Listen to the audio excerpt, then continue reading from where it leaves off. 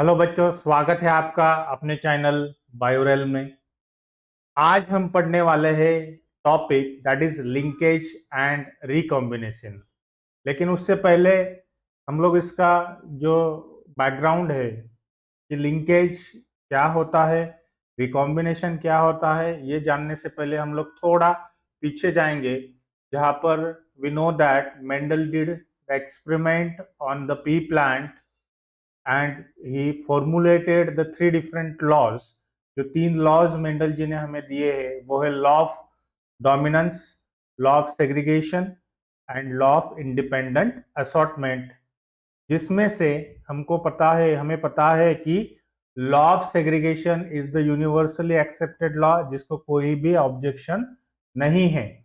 लेकिन यहाँ पर अगर हम देखते हैं तो लॉ ऑफ डोमिनेंस हम अगर देखते हैं तो उसमें हमें ये पता चलता है कि इसमें कुछ एक्सेप्शंस वहां पर हमें दिखे, जैसे कि इनकम्प्लीट डोमिनेंस है, जैसे कि को डोमिनेंस है, ये हमें दिखा था। उसके बाद में जो मेंडल का थर्ड लॉ था वो था law of independent assortment, where Mendel propose that कि जो दो पेयर ऑफ एलेल है, एक पेयर ऑफ एलेल है, वो सेग्रीगेट करते हैं इंडिपेंडेंटली ऑफ ईच अदर। मतलब कि एक का सेग्रीगेशन, एक अलील का सेग्रीगेशन दूसरे अलील के सेग्रीगेशन से बिल्कुल ही इंडिपेंडेंट होगा या अलग होगा। मतलब एक का इन्फ्लुएंस दूसरे पर नहीं होगा सेग्रीगेशन के मामले में। तो ये हमने देखा लॉ ऑफ इंडिपेंडेंट असॉर्टमेंट में, जहां पर हमको जो रेशो मिला वो था 9:3:3:1, 3:1, जिसे हम मेंडल्स डायहाइब्रिड रेशो भी कहते हैं। ये जो लॉ ऑफ इंडिपेंडेंट असॉर्टमेंट है ये हमें मिला था डायहाइब्रिड रेशो का एक कंक्लूजन कंक्लूजन के तौर पे। और वो जो लॉ है, लॉ ऑफ इंडिपेंडेंट असॉर्टमेंट, वो जब स्टडी किया था तब हमको ये मिला था कि जो अलिल्स है वो सेग्रीगेट या सेपरेट करते हैं इंडिपेंडेंटली ऑफ ईच अदर। लेकिन उसके बाद में जैसे एडवांसमेंट होता गया माइक्रोस्कोपी में वगैरह वगैरह, ये सब डेवलपमेंट होता गया, उसके बाद में एक जो साइंटिस्ट थे, जिन्होंने दो साइंटिस्ट थे, उन्होंने क्रोमोसोमल थ्योरी ऑफ इनहेरिटेंस दिया, जो कि सुटान और बोवरी, जिन्होंने मेंडेलियन फैक्टर का इनहेरिटेंस और क्रोमोसोम का इनहेरिटेंस कैसे दोनों पैरेलल है ये बताया हमको। और उसका जो एक्सपेरिमेंटल वेरिफिकेशन है वो दिया था थॉमस हंट मॉर्गन। जी बच्चों, आज हम जो पढ़ने वाले हैं लिंकेज कंसेप्ट, उसको भी किन्होंने प्रपोज किया था तो वो थे Thomas Hunt Morgan, T.H. Morgan, who is known as father of experimental genetics. Okay, father of experimental genetics. तो this Thomas Hunt Morgan along with his students, जैसे कि उनके ब्रिज नाम के एक स्टूडेंट थे, मुलर थे, स्टुअर्ट स्वर्ट थे, जिसका आपके एनसीईआरटी में जिक्र है।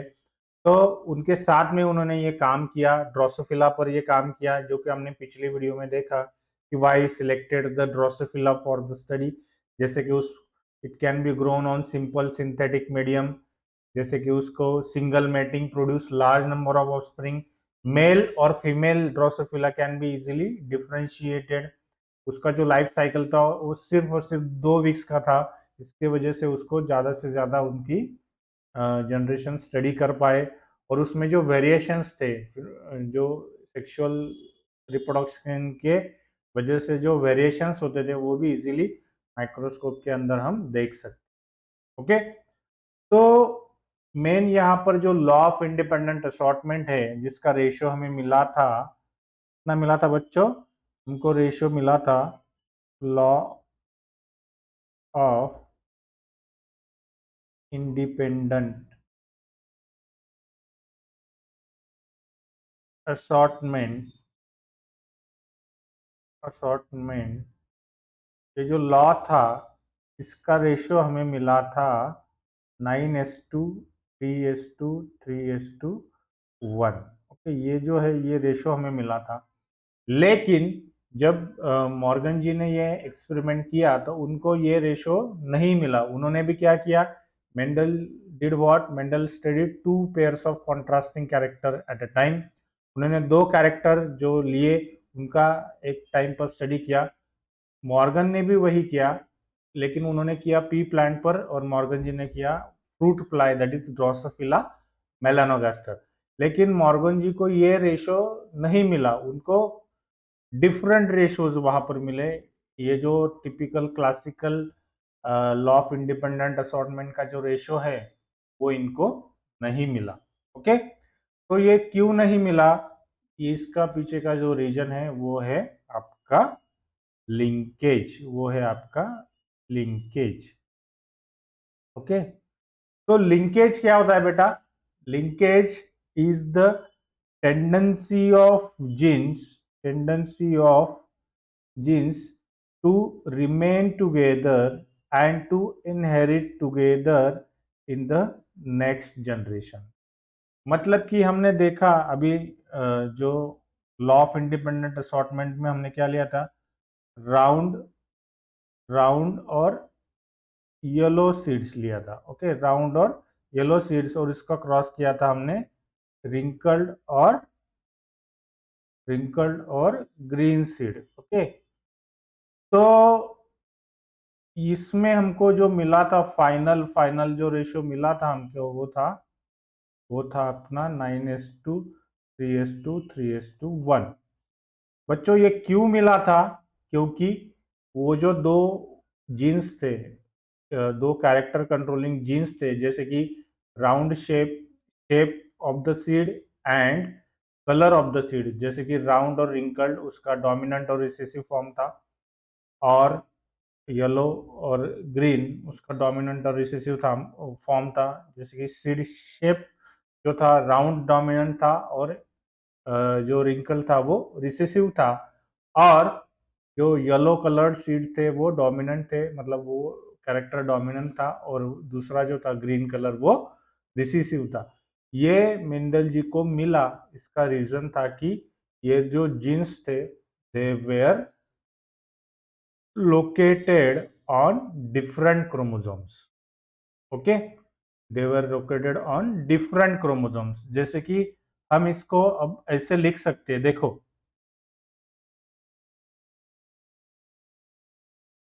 ये एक जीन हो गया, एक होमोलॉगस क्रोमोसोम का पेयर हो गया एक, और ये जो हो गया ये दूसरे होमोलॉगस क्रोमोसोम का पेयर हो गया।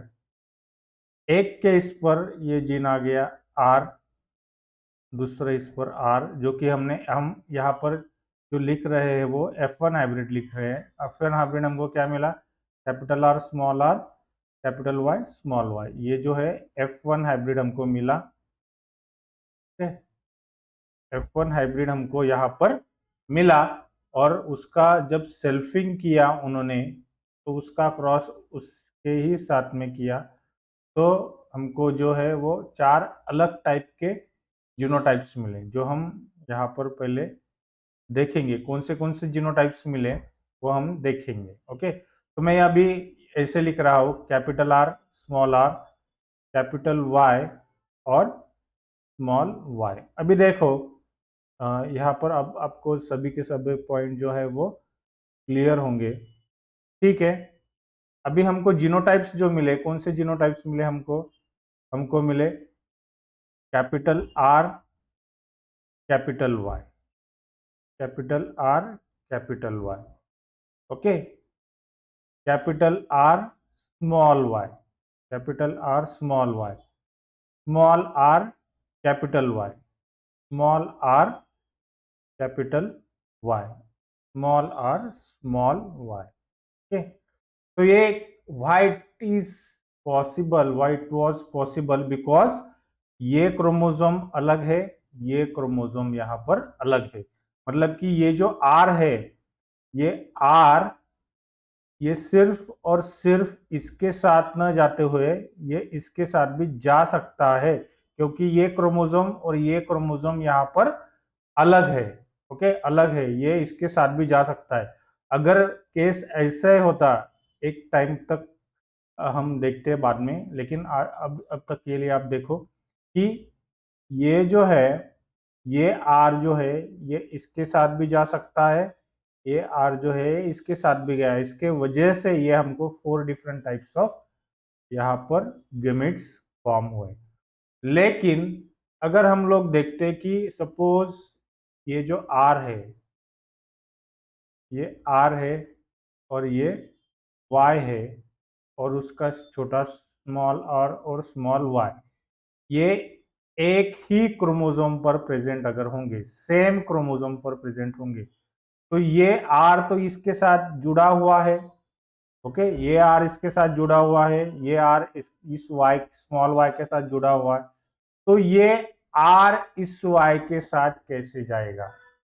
वो क्या करेगा, जब वो गैमेट में जाएगा, एक गैमेट में जाएगा, एक गैमेट में जाएगा, तो ज्यादा से ज्यादा गैमेट्स हमको कैसे मिलेंगे? कैपिटल आर और capital Y and small R और स्मॉल वाई, ऐसे दो टाइप के ही ज्यादा से ज्यादा हमें गैमेट मिलेंगे। क्योंकि ये जो आर है और ये जो वाई है, ये एक ही क्रोमोसोम पर यहाँ पर प्रेजेंट है। इसका मतलब कि ये जो दो जीन्स हैं, ये जो दो जीन्स है वो एक दूसरे के साथ जुड़े हुए हैं, एक दूसरे के साथ लिंक्ड है, जिनको हम कह सकते हैं the genes are having physical association. Physical association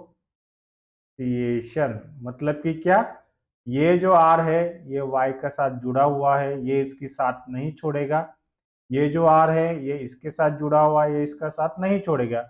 इसलिए मेंडल जी को जो lucky, why Mendel was sometimes called lucky, क्योंकि उन्होंने जो भी कैरेक्टर्स लिए वो क्या थे? Either they were on the different chromosomes, या फिर अगर वो सेम क्रोमोसोम पर भी होंगे तो they were far away from each other, मतलब कि एक दूसरे से उसका जो डिस्टेंस था वो बहुत ही ज्यादा था, इसकी वजह से वो जा सकते थे। ओके, तो अगर जो जीन्स है वो सेम क्रोमोसोम पर अगर प्रेजेंट होते हैं तो वो वो जो दोनों जीन्स है उनका टेंडेंसी होता है कि वो साथ में ही रहे, और जो दूसरे जनरेशन में जाएंगे गैमेट्स बनकर, गैमेट के फॉर्म में वो जाएंगे और दूसरे जनरेशन में जाएंगे, तो वो साथ ही साथ दूसरे जनरेशन में जाएंगे। तो वहां पर जो न्यू कॉम्बिनेशंस मेंडल जी को मिले थे, जो कि हमको पता है कि कैपिटल आर राउंड येलो और रिंकल्ड ग्रीन, ये जो थे ये पैरेंटल कॉम्बिनेशंस थे, लेकिन न्यू कॉम्बिनेशंस भी वहां पर मिले थे जो कि थे राउंड ग्रीन और रिंकल्ड येलो। ये नए, सॉरी, रिंकल्ड येलो, ये नए यहाँ पर कॉम्बिनेशंस हमको मिले थे। तो ये क्यों थे बेटा? Because they were located on different chromosomes. Okay, जो जो थे वो दूसरे क्रोमोसोम पर यहाँ पर प्रेजेंट है। इसके लिए ये जो है ये law of independent assortment Mendel ji state कर पाए, इसका रीजन था कि वो जो दोनों के दोनों जीन्स थे वो डिफरेंट क्रोमोसोम्स पर यहाँ पर प्रेजेंट थे, या तो फिर अगर वो सेम क्रोमोसोम पर थे तो वो बहुत ही ज्यादा डिस्टेंस पर। ओके, तो लॉ ऑफ इंडिपेंडेंट असॉर्टमेंट कब ट्रू कह सकते हैं हम? रिकॉम्बिनेशन, जहां पर अगर आप ध्यान में रखिए ये बात कि 50% अगर हमको पैरेंटल जो मिलते हैं पैरेंटल, और 50% जो है ये न्यू, मतलब कि रिकॉम्बिनेंट, 50% न्यू, ये जो हमें मिलते हैं 50% रिकॉम्बिनेंट मिलते हैं और 50% अगर हमको पैरेंटल मिलते हैं, मतलब कि क्या? ये देखो यहाँ पर, ओके, ये जो है ये पैरेंटल है, ये जो है ये पैरेंटल है, तो ये round yellow and green wrinkled ये पैरेंटल है। और नए कॉम्बिनेशन हमको कौन से मिले? ये मिले राउंड ग्रीन, ये रिकॉम्बिनेंट हो गया, और ये हो गया आपका रिकॉम्बिनेंट। मतलब कि क्या, देखो अभी अगर ये चार मिले हमको, ये कितना मिला? 25%, ये मिला 25%, ये मिला 25, ये मिला 25। तो इसमें अगर हम देखें तो जो पैरेंटल है 25 प्लस 25 मतलब कि कितना 50%। रिकॉम्बिनेंट 25 प्लस 25 मतलब क्या 50%। ये अगर वहां पर होता है तो उसे उस टाइम में जो लॉ ऑफ इंडिपेंडेंट असॉर्टमेंट है वो वहां पर हमको दिखता है, वो ट्रू होता है। लेकिन लेकिन जब ये जो पैरेंटल कॉम्बिनेशन से if it becomes more than 50%, ये पैरेंटल अगर इसे कंसिडर करते हैं और इसे हम recombinant consider करते हैं। if it is more than 50% and recombinant if it is less than 50%, then हम ये कह सकते हैं कि ये जो दो जीन्स है ये एक दूसरे से जुड़े हुए हैं, एक दूसरे से लिंक्ड जीन्स है। इसके वजह से ये हमको रेशो कुछ अलग ही मिल रहा है, नहीं तो हमको रेशो जो मिलता था वो था 9:3:3:1। ओके, तो बच्चों यही है लिंकेज का कंसेप्ट।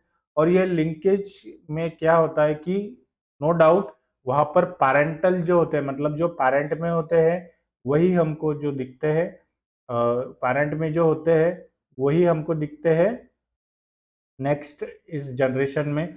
और जो न्यू होते हैं, और जो न्यू होते हैं वो भी हमें दिखते हैं, जो रिकॉम्बिनेंट होते हैं वो भी हमको दिखते हैं। लेकिन जब यहाँ पर अगर हम लोग देखते हैं कि मोर देन 50% अगर हमको पैरेंटल जो जीनोटाइप है, पैरेंटल फिनोटाइप यहाँ पर मिलते हैं, तो हम कह सकते हैं कि ये जो दो जीन्स है वो लिंक्ड है। और ये जो न्यू रिकॉम्बिनेंट हमको मिलते हैं इसके पीछे का रीजन क्या है, तो इसके पीछे का रीजन है जो एक फिनोमिनॉन है जो मियोसिस में होता है, वो होता है crossing crossing crossing over. Okay, तो ये जो है ये है लिंकेज का कंसेप्ट। ओके, तो लिंकेज मतलब क्या बेटा, linkage is the tendency of genes to remain together and to inherit together, to remain together and to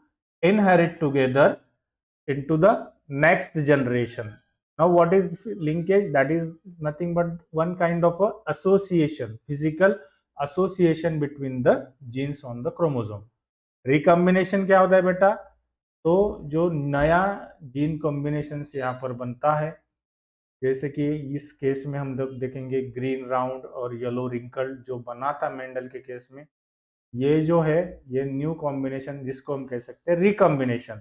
और रिकॉम्बिनेशन का पीछे का रीजन क्या होता है बेटा, तो क्रॉसिंग ओवर यहाँ पर वो रीजन होता है। ठीक है, नाउ जो लिंकेज होता है बेटा, लिंकेज का दो यहाँ पर क्लासिफिकेशन कर सकते हैं। एक होता है कंप्लीट लिंकेज, एक होता है कंप्लीट लिंकेज, और दूसरा जो होता है वो होता है इनकम्प्लीट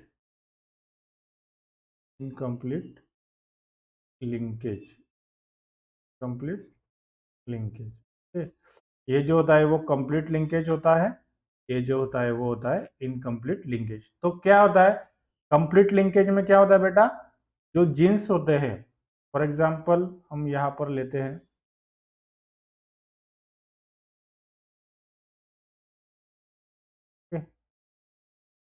सपोज एक जीन है ए और ये दूसरा जीन है बी। ओके, और उसका जो है दूसरा रिसेसिव ए बी। अभी देखो इसमें देखो आप कि कंप्लीट लिंकेज में क्या होता है, जो ए और बी का जो डिस्टेंस है, डिस्टेंस इज वेरी लेस, मतलब कि दो जीन का जो डिस्टेंस है वो क्या है, वेरी लेस। तो ये जो जीन है ये क्या करते हैं बेटा, ये क्रॉसिंग ओवर में नहीं जाते, वो क्या करते हैं, they have the tendency to in go remain together and to inherit together. मतलब यहाँ पर जो गैमेट्स बनने वाले हैं वो क्या बनेंगे, पूरे के पूरे गैमेट्स बनेंगे, पैरेंटल गैमेट्स बनेंगे। एक तो ए कैपिटल बी बनेगा, या तो फिर स्मॉल बी बनेगा। ओके, तो ये जो है बेटा ये है आपका कंप्लीट लिंकेज, जिसमें कि सभी के सभी पैरेंटल कॉम्बिनेशंस यहाँ पर बनते हैं, पैरेंटल कॉम्बिनेशंस यहाँ पर बनते हैं। ओके, कोई भी रिकॉम्बिनेशन यहाँ पर नहीं होता क्योंकि उनमें का जो डिस्टेंस है वो बहुत ही कम डिस्टेंस है, इसके वजह से उनमें कोई भी ऐसे क्रॉसिंग ओवर यहाँ पर नहीं होता। तो ये जो कहलाता है कंप्लीट लिंकेज। मतलब कि कंप्लीट लिंकेज में क्या, टोटली दो जो जीन्स होते हैं वो साथ ही साथ में अगले जनरेशन में जाएंगे। अभी मैं एक दूसरा एग्जांपल लेता हूँ जिसमें कि दो जीन्स है। वो है, एक जो जीन है वो है ए, दूसरा जो जीन है वो है सी। ओके, यहाँ पर भी मैं लूंगा ए, यहाँ पर है सी। ओके, तो यहाँ पर अब देखो, कैपिटल ए कैपिटल सी, एक मिनट।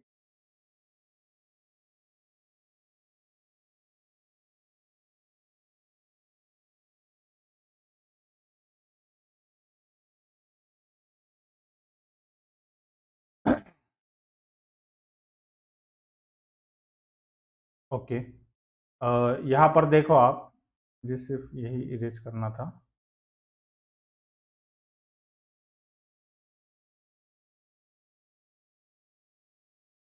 यहाँ पर हमें लेना पड़ेगा स्मॉल ए स्मॉल सी। यहाँ पर देखो स्मॉल ए स्मॉल सी। ओके, तो इसमें देखो बेटा, इसमें क्या होगा, यहाँ पर ए और सी का जो डिस्टेंस है, distance of gene A, distance of gene A from C is far और मोर। ओके, तो इनमें क्या हो सकता है बेटा, इनमें हो सकता है क्रॉसिंग ओवर। मतलब कि यहाँ पर जो है वो मियोसिस के टाइम पर ऐसे क्रॉसिंग ओवर होके ये जो जीन है नए कॉम्बिनेशन में जुड़ेंगे। मतलब कि ये क्रोमोसोम यहाँ से ब्रेक हो गए, इस सी के तरफ जाएगा। कि हम कलर दूसरा लेते हैं। देखो, ये जो है, ये ए जो क्रोमोसोम है ए, ये यहाँ से बनेगा, ये जाएगा जाएगा जाएगा और यहाँ से सी के साथ ये जुड़ जाएगा। ओके, तो ये क्या बनेगा, ये क्या बनेगा बेटा, capital A small C. Okay, दूसरा जो है, दूसरा जो है वो बनेगा अपना, एक मिनट दूसरा कलर लेता हूँ, रेड कलर लेता हूँ।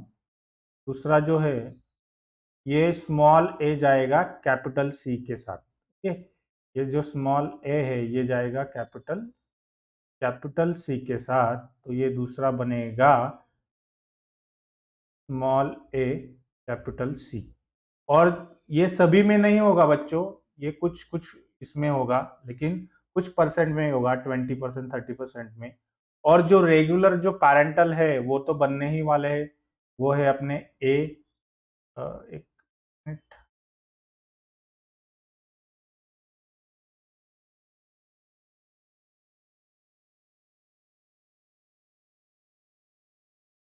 जो रेगुलर है वो बनने वाले हैं हमारे, वो है कैपिटल ए कैपिटल सी और स्मॉल ए स्मॉल सी। देखो अभी हमको क्या मिले, दो जो मिले वो नए कॉम्बिनेशन मिले, दो जो मिले वो पैरेंटल। ये जो है ये पैरेंटल कॉम्बिनेशन, और ये जो है ये है हमारे recombinant, combinant. Okay, recombinant. Okay, parental और रिकॉम्बिनेंट, ऐसे चार टाइप के गैमेट्स हमको यहाँ पर मिलेंगे। तो इस केस में क्या हुआ, टोटली जीन्स एक दूसरे के साथ लिंक नहीं रहे, कुछ पार्ट कुछ जीन्स जो है उन्होंने अपना रास्ता बदला और दूसरे के साथ वो चले गए, इसलिए हमको मिले न्यू कॉम्बिनेशंस। और यह जब होता है तो इसे कहते हैं इनकम्प्लीट लिंकेज। ठीक है, तो ये तो हो गया कंप्लीट और इनकम्प्लीट लिंकेज। मिनट। ओके, तो ये हमने ये पॉइंट डिस्कस किया कि फिजिकल एसोसिएशन होता है, ये पॉइंट भी हमने डिस्कस किया, के बाद में ये पॉइंट डिस्कस किया। अभी देखो लास्ट का एक पॉइंट है जो दिया है कि frequency of recombination, frequency of recombination is you can say roughly directly proportional to the distance between the genes. मतलब कि जो अपने टीएच मॉर्गन थे, थॉमस मॉर्गन थे, उनके जो स्टूडेंट थे अल्फ्रेड स्टुअर्ट वर्ड, हालांकि उनके साथ में दो और स्टूडेंट भी थे जैसे कि ब्रिज और मुलर, उनका वो जो ग्रुप था जिनको एनसीईआरटी में उनका नाम नहीं दिए हुए, लेकिन मुलर थे, ब्रिज थे और ये स्टुअर्ट वर्ड थे। ये जो रिसर्च कलीग्स थे या स्टूडेंट थे उन थॉमस हंट मॉर्गन सर के, उनमें से ये जो स्टूडेंट है अल्फ्रेड स्टुअर्ट वर्ड ने, उन्होंने ये प्रपोज किया कि फ्रीक्वेंसी मतलब जितना रिकॉम्बिनेशन का फ्रीक्वेंसी ज्यादा होगा उतना दो जीन का डिस्टेंस वहां पर क्या होगा, ज्यादा होगा।